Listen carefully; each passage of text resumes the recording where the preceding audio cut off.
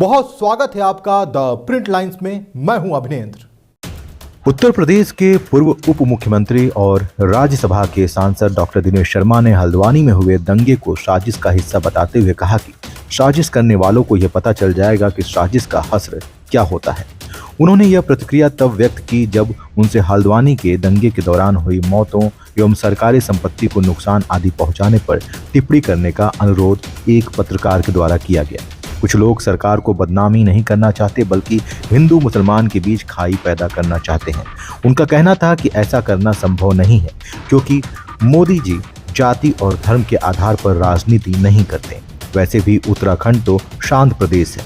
जिन्होंने जैसा किया है उनकी कई पीढ़ियां याद करेंगी कि माहौल को खराब करने का हश्र क्या होता है।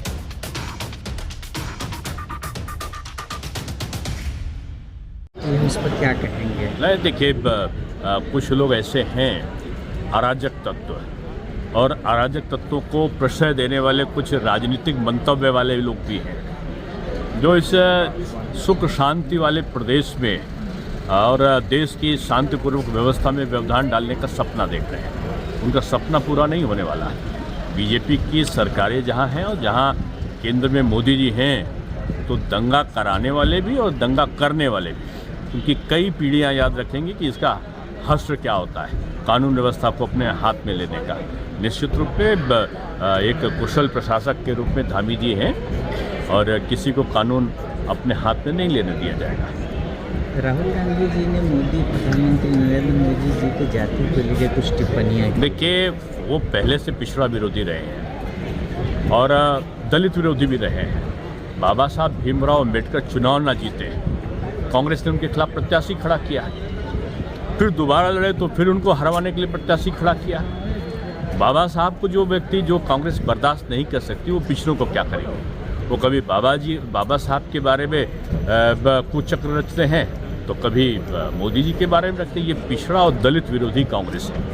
इतिहासकार इरफान हबीब भी कुछ बयान आए हैं। उन्होंने मंदिरों को तोड़े जाने की बात को लेकर एक तरह से स्वीकारोक्ति की। नहीं, देखिए, इतिहास में साक्ष्य हैं, लेकिन इस देश में सभी को मिलाकर चलने की प्रवृत्ति जो मोदी जी की है, उन्होंने एक शब्द में सारे विवादों को हल कर दिया। उन्होंने कहा कि विवाद से नहीं समाधान से देश चलेगा, तो उसमें सारी बातें आ गई। बीजेपी सरकार में जीरो टॉलरेंस है हिंसा के प्रति, अराजकता के प्रति और सांप्रदायिकता के प्रति।